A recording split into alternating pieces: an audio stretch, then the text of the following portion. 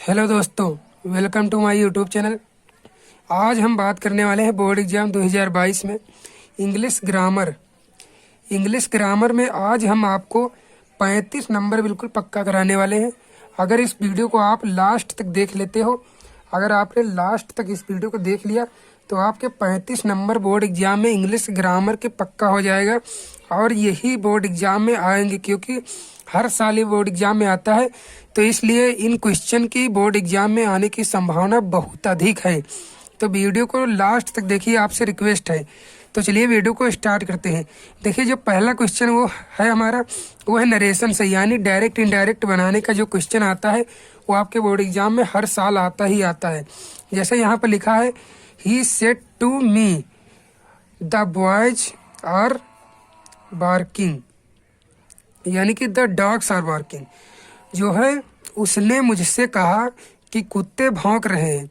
तो इसको आपको क्या करना है आपको इनडायरेक्ट बनाना है। कैसे बनाएंगे इनडायरेक्ट, तो चलिए देखते हैं। यहाँ पर सबसे पहले हम देखेंगे कि he said to me, said to को में कैसे चेंज करते हैं। यहाँ पर हम सब्जेक्ट पहले लिख लेंगे ही, फिर आपको पता है कि सेड टू को क्या करते हैं, इसको हम चेंज कर देंगे टोल्ड में, यानी कि टोल्ड यहाँ पर लिख देंगे। टोल्ड हो गया। सेड टू को, अगर सेड के पास टू आया है तभी हम टोल्ड लिखेंगे, अगर टू नहीं है तो सेड ही लिखेंगे। अब यहाँ पर मी है तो मी लिख देंगे, ये हो गया। अब यहाँ पर कामा, इन्वर्टेड कामा जब हटाएंगे तो हम यहाँ पर लगाते हैं दैट। जब दैट लगाएंगे तो यहाँ पर दैट हो गया, ये है आपका कंजक्शन। और फिर हम देखेंगे कि जो है यहाँ पर टेंस कौन सा है, ये पास्ट टेंस है, क्योंकि यहाँ पर जो है V2 आई है, यानी कि वर्ब की सेकंड फॉर्म आई है, तो ये पास्ट इंडेफिनिट टेंस है। तो इधर भी हम टेंस करेंगे पास्ट। तो यहाँ पर पहले हम लिख लेंगे सब्जेक्ट, यानी कि द बॉयज, डॉग्स है यहाँ पर डॉग्स, तो द डॉग्स। अब देखिए ये प्रेजेंट है, तो इसका जो आर का पास्ट होता है वो होता है वाज वर, इजमर का पास्ट होता है वाज वर। तो यहाँ पर जो बहुवचन है तो यहाँ पर लगेगा आपका वर, तो वर, और यहाँ पर बार्किंग लिख देंगे।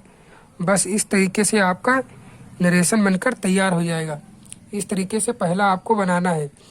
तो हम दूसरा देखते हैं। ये आपका 2 नंबर में पूछा जाता है बोर्ड एग्जाम में। दूसरा डायरेक्ट है कि राम सेड टू श्याम, यानी कि राम श्याम से कहता है कि the sun rises in the east, यानी सूरज पूरब में निकलता है। राम ने श्याम से कहा कि सूरज जो है पूरब में निकलता है। तो इसको हमको इनडायरेक्ट बनाना है। कैसे बनाएंगे, सबसे पहले हम यहाँ पर लिख लेंगे इनडायरेक्ट, यहाँ पर इनडायरेक्ट लिख गया। अब यहाँ पर सबसे पहले हम लिख लेंगे सब्जेक्ट राम है, तो यहाँ पर हम लिख लिए राम। अब देखिए सेड टू को हम किस में बदलते हैं, यहाँ पर मैंने बताया था टोल्ड में, तो यहाँ पर भी हम लिख देंगे टोल्ड। टोल्ड हो गया। अब यहाँ पर ऑब्जेक्ट लिख देंगे, ऑब्जेक्ट है श्याम, तो यहाँ पर श्याम हो गया, ये श्याम हो जाएगा। सेड टू अगर है तो टोल्ड बदलेंगे, अगर सेड है सिर्फ तो सेड लिख देंगे। यहाँ पर सब्जेक्ट लिखा ही जाएगा और ऑब्जेक्ट लिखा ही जाएगा। अब देखिए the sun rises in the east, यानी कि सूरज पूरब में निकलता है। तो कामा, इन्वर्टेड कामा को हटाएंगे तो क्या लगाएंगे, कंजक्शन दैट का प्रयोग करेंगे। तो यहाँ पर हम लिख देंगे दैट, ये हो गया। अब उसके बाद जो है लिखेंगे सब्जेक्ट, यानी कि the sun, the sun.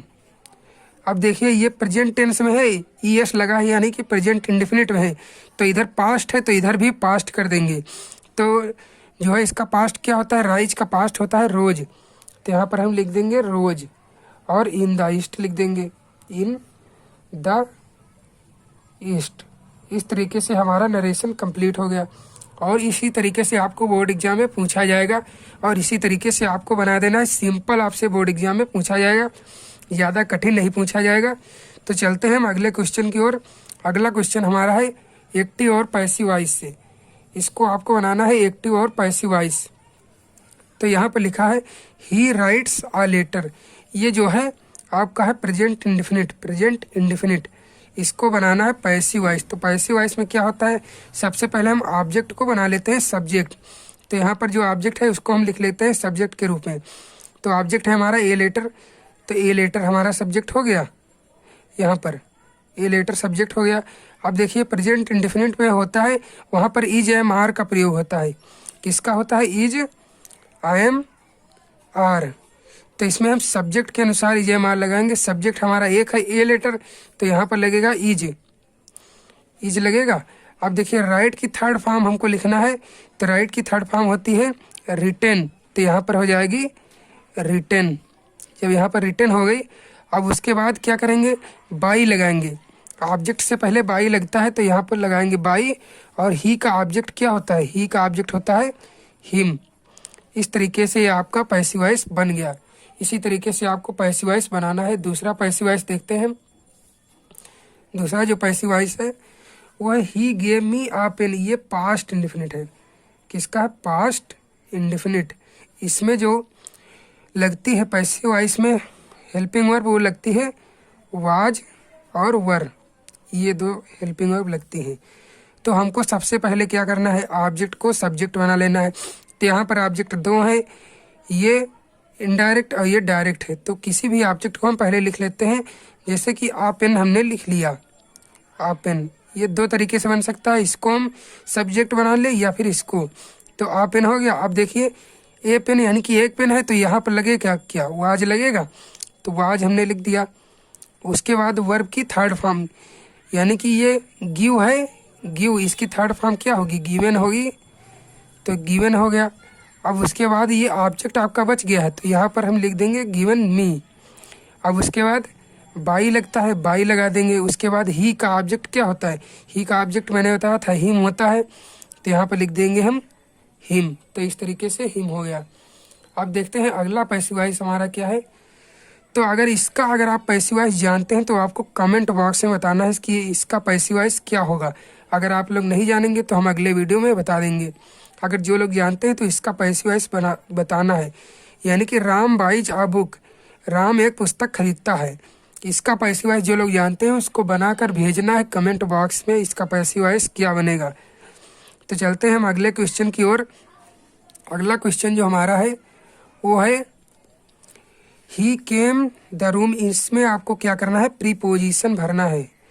Preposition, correct preposition आपको भरना है। जो राइट प्रीपोजिशन है उसको इसमें भर देना है। ही केम यानी कि वह आया, द रूम दरवाजे यानी कमरे, रूम माने कमरा होता है। ही केम द रूम, वह कमरे आया। कहाँ आया, कमरे में आया। तो में के लिए जो लगती है प्रीपोजिशन वो लगती है इन, इनटू, एट, ये तीनों लगती हैं। लेकिन इसमें जो करेक्ट होगी वो होगी इनटू। क्योंकि इनटू अब क्यों लगेगी यहाँ पर हम बता देते हैं, क्योंकि कमरे में प्रवेश किया, और जब प्रवेश गति करता है कोई तो वहाँ पर इनटू का प्रयोग होता है। अगर गति नहीं होती तो इन का प्रयोग होता। अगला जो क्वेश्चन है, he has been ill morning. अब इसमें सिंस और फॉर में आपको चूज करना है कौन सी प्रीपोजिशन आपकी लगेगी। तो इसमें से दो प्रीपोजिशन यहाँ पर दी गई हैं, करेक्ट प्रीपोजिशन आपको बताना है। तो यहाँ पर जो है he has been ill morning, जो मॉर्निंग है ये आपका निश्चित टाइम है। अगर अनिश्चित टाइम होता है तो फॉर लगाते हैं, अगर निश्चित टाइम है तो सिंस का प्रयोग करते हैं। तो यहाँ पर हो जाएगा सिंस, निश्चित के लिए सिंस और अनिश्चित के लिए फॉर। तो यहाँ पर निश्चित है मॉर्निंग, तो यहाँ पर सिंस हो जाएगा। अब अगला क्वेश्चन देखते हैं, ही डाइड हंगरी, यानी कि वह मर गया भूख से, वह भूख से मर गया। तो यहाँ पर से की इंग्लिश फ्रॉम या बाई नहीं लगेगी, से की इंग्लिश लगेगी ऑफ। तो ये यहाँ पर ऑफ प्रीपोजिशन बिल्कुल राइट है। इस तरीके से आपको भरना है, करेक्ट प्रीपोजिशन ही भरना है। अब यहाँ जो अगला क्वेश्चन हमारा है वो है पंचुएशन से। Ram go to market, Rita said. इसमें आपको पंचुएशन भरना है, करेक्ट पंचुएशन। तो सबसे पहले हम लिखते हैं रीता सेड। जब हम रीता सेड लिखेंगे तो यहाँ पर मैंने देखिए क्या किया, यहाँ पर आर जो है स्मॉल था, यहाँ पर मैंने कैपिटल लेटर कर दिया। अब उसके बाद कामा, इन्वर्टेड कामा लगाएंगे, क्योंकि यहाँ पर ये इनडायरेक्ट का दिया हुआ है, डायरेक्ट इनडायरेक्ट का, वहाँ पर कामा इन्वर्टेड कामा होता है। अब उसके बाद यहाँ पर लिखेंगे राम, तो राम का भी पहला अक्षर कैपिटल लेटर, फिर गो टू मार्केट, वैसा का वैसा लिख देंगे, और यहाँ पर इन्वर्टेड कामा क्लोज कर देंगे और फुल स्टॉप लगा देंगे। यही सब आपको करना है, कैपिटल लेटर और कामा, इन्वर्टेड कामा, फुल स्टॉप, इन चीज़ों का प्रयोग करना है और आपका पंचुएशन सही हो जाएगा। तो अगले क्वेश्चन की ओर हम चलते हैं।